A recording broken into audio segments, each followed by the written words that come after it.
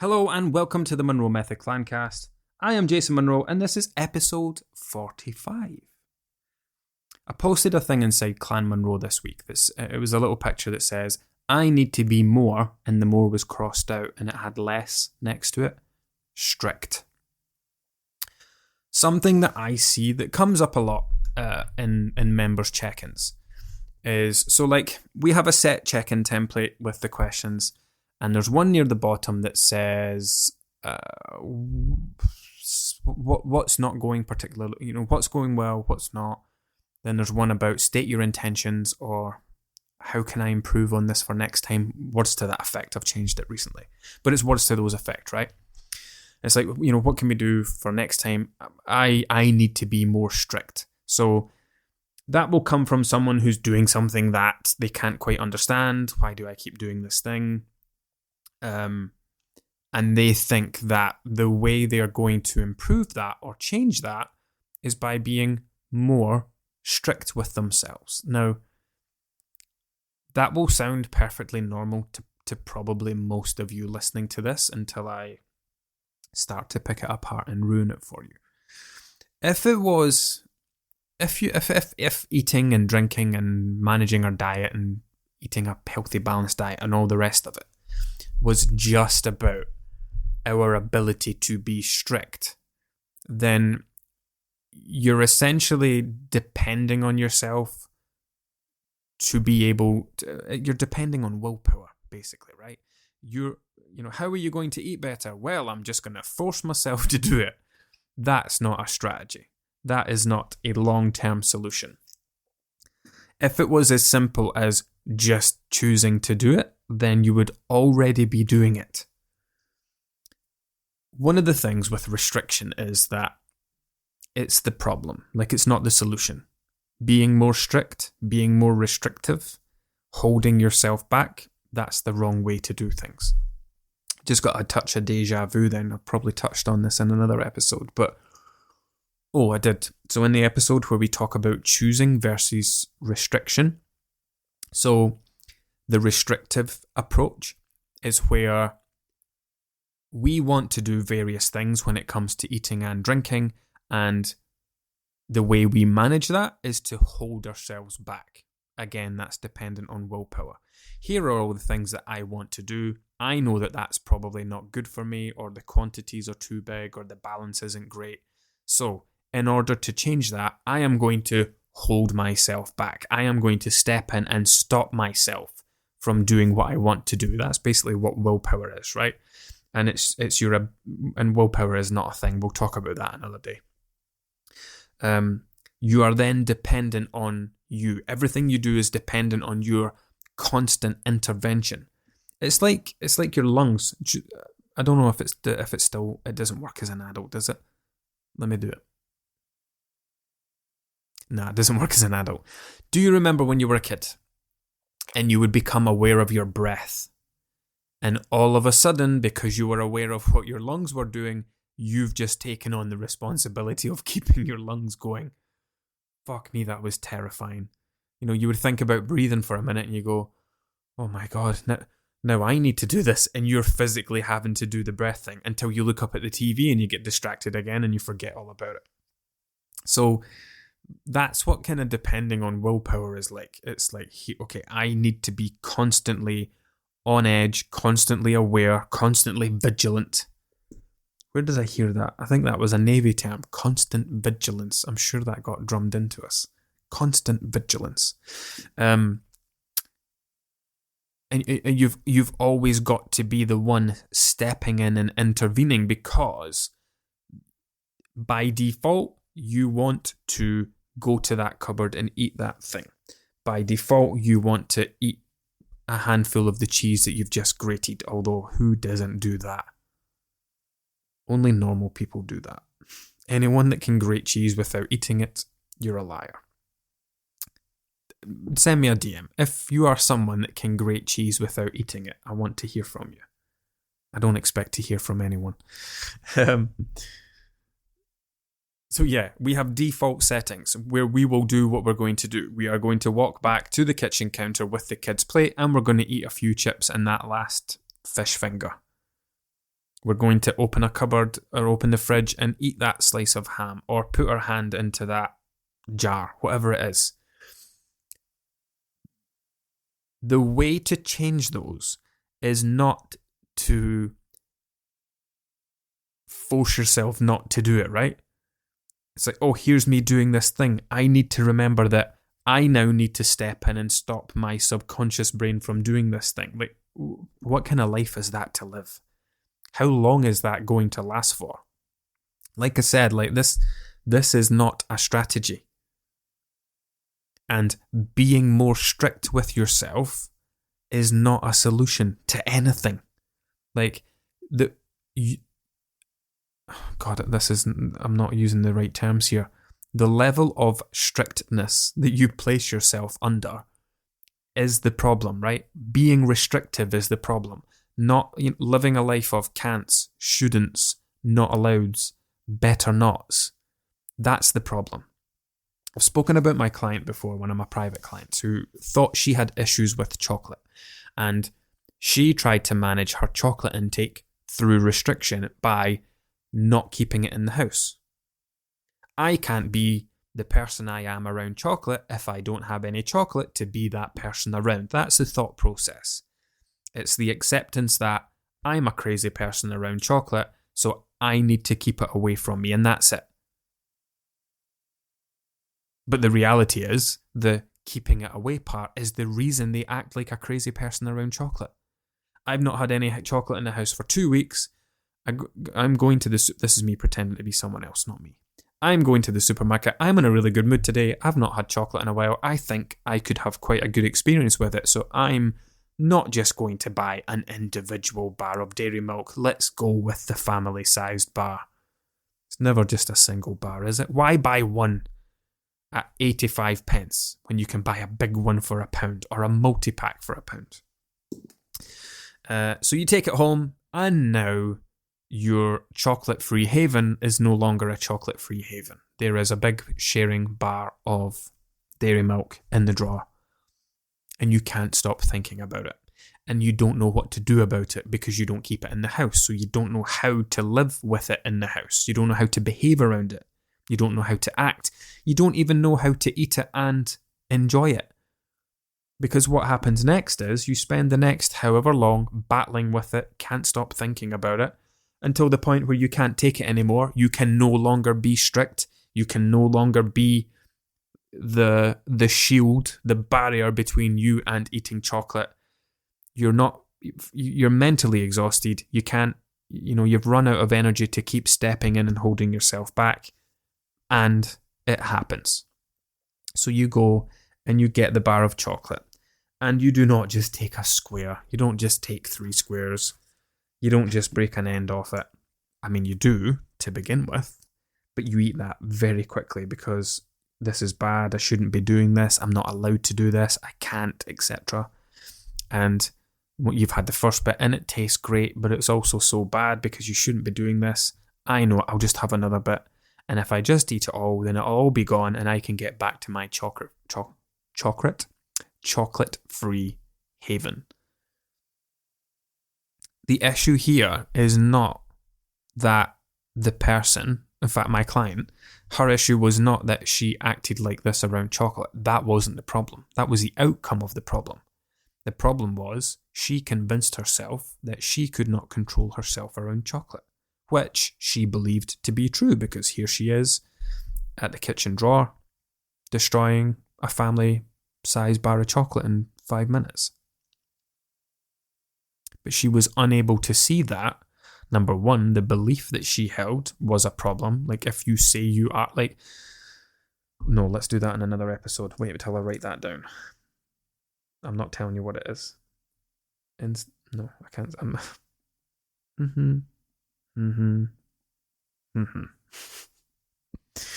If you say you are something, then you will be that something, right? If you describe yourself as a chocoholic, then you'll be a chocoholic. You will be what you believe you are. And that's what she believed she was. Oh my God, I love chocolate so much, I just can't get enough of it. I can't stop eating it. Like, no, you can't get enough of it because you don't give yourself enough of it. And when you do give yourself some, you go bananas. So what did we do with her? Well, we started eating chocolate every single day. It wasn't a case, here's how it starts, right? You go to the supermarket with chocolate written on your shopping list. You do not go and play it by ear. You do not go and see how you feel and have that be the deciding factor. When you are writing your shopping list, you put chocolate on there because then you are buying it with intent. And if you're buying it with intent, then you're buying it with the intention of eating it.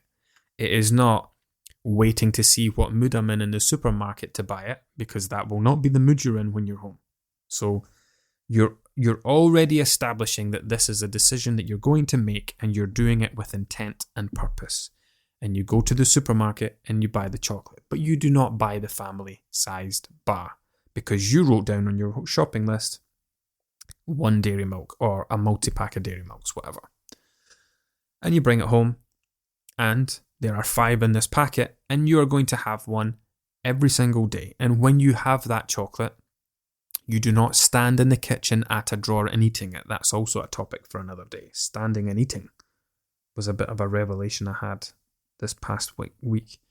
But you do not stand and eat it. Don't ever stand and eat stuff. We'll talk about that in another episode. You do not stand and eat. You take it and you sit down with it, with a cup of tea or whatever. However you like to enjoy chocolate. And you sit down at the table and you break off one piece and you eat it and you enjoy it, and you put the chocolate down in between and you take a sip of your tea and you savor each bit, and you continue to remind yourself that this is delicious and it's amazing and I am absolutely loving this experience, and I am really looking forward to doing the exact same thing tomorrow and every day after that. Here's an example I used with so I spoke about this in the group recently. Here's an example I used when it comes to novelty. I went to the caravan to Craig Tara before the summer holidays because we knew we were getting a puppy. We weren't going to be able to go anywhere for any length of time, and that was the decision we made this summer, right? We asked the kids, do you want to go on holiday this year, or shall we make this the year that we get another puppy? And they said puppy. Of course they did. And I explained, look, that means we're going to be tied to the house for the summer. As long as you're fine with that. Yep, we're happy with that. Awesome. So before the summer holidays, the last week of school, we went to Craig Tara for a few days. And I went to the beach every single day because I do not live next to a beach. I cannot drive 5 minutes or walk even and be on a seafront. I live in the centre of Scotland, in Falkirk. So it's a bit of a drive to get to a proper beach. But because I was at this caravan and I was overlooking the beach, 10-minute walk, I made a nice big circuit walk to go out every morning, and I went back out every night. I spent as much time as I could down the beach, not playing at the beach making sandcastles, but just there, walking along it, going for a walk, getting my feet in the sea, because I don't get to do it very much. And I will bet there are people who live, you might be one of them, who lives next to a beach. Tell me the last time you went to that beach. Was it this year? Was it last year? It doesn't hold the same novelty for you, right? You wake up every single day and you live in that place. You look at that sea. You look at that beach. You can't be arsed going to the beach because you get sand in your shoes. Why would you want to get sand in your shoes? Whereas me loves that because I don't get that. And that's the same place that we can get to when it comes to chocolate or anything. Anything that's a trouble food. Anything that you feel like you have to restrict in order to be able to control. If any form of restriction is the only way that you can manage your eating behaviours, then you're doing the wrong thing, first of all, right? I know you don't have anything else to do. I know you don't have any other ideas. I know that it's all you know. I'm just telling you that it's the wrong thing to do. The right thing, well, it kind of comes back to what we spoke about in the last episode about understanding why you act like this about chocolate. Analysing why you act like this, understanding it, and implementing something like I did with this client, where she now has chocolate every single day and she enjoys it and she knows she can have some the next day. We've been working together for almost 13 months, and she has never had a single issue with chocolate. That's a lie. She had one right at the very beginning. Our partner had been overseas and had come home and stopped and bought one of those, those massive Toblerones you get at the airport. He brought her one of them home, and I think that was the first and only time the problems she had with chocolate happened while we're working together, and the stuff that we started implementing. I'm not going to say it's going to happen for you overnight in the same way that it did for her, but what I've spoken about here, removing the restrictions and all the rest of it, that's what helped her, and that's what changed everything for her. So, if you are someone that is managing the way that you eat through restriction, where you only allow yourself to eat certain things at certain times, or you're only allowed to have certain meals on certain days, or you have to create reward situations so that you've earned the right to eat a certain food, or you've got this very disordered list of foods you call treat foods, where you think that you can't just choose to have these things, they have to be a treat. And if something has to be a treat, then it has to be attached to a treat situation. It's Friday night. It's the weekend. It's sunny today. I'll treat myself to, a gin. I've had a tough week. The kids have been hard work. I'll treat myself. Don't use the word treat around food. It's one of the... there are people I work with where the word treat causes all their problems around food. Try to get out of the habit of using it. But anyway, if these are the ways that you manage your eating, then you have disordered eating, where you're not making decisions based on what you want to do. You're making decisions based on whether or not you think you're allowed to do something, because you've created this world where I can only have pizza on Fridays, or I can only have a takeaway on Saturdays, or I can only have chocolate with a cup of tea at 8 o'clock at night. Because if I had it during the day, I would just eat it all day, and that's nonsense. That's not how it works at all. And this, like me saying, God, if I moved to the coast, I'd be at the beach every day. I can't move to the coast. I'd never be away from the beach. That's fucking stupid, isn't it? I'd get sick of it. The novelty wears off. When we restrict things, food takes on a life of its own. We put it on a pedestal, and when we start to treat certain foods differently, that's when we start to act differently around them. When was the last time you had a weekend apple binge? When was the last time you had to stop buying tomatoes because you simply can't have tomatoes in the house because all you'll do is just eat them all? Never. You're probably laughing while you hear me saying that because it sounds preposterous. Don't know why that word popped into my head, but it sounds ridiculous, right? Nobody's sitting smashing bags of apples. Nobody's sitting smashing punnets of tomatoes. For no reason other than we don't think of them like that. We don't treat them like that. We don't assign labels to them.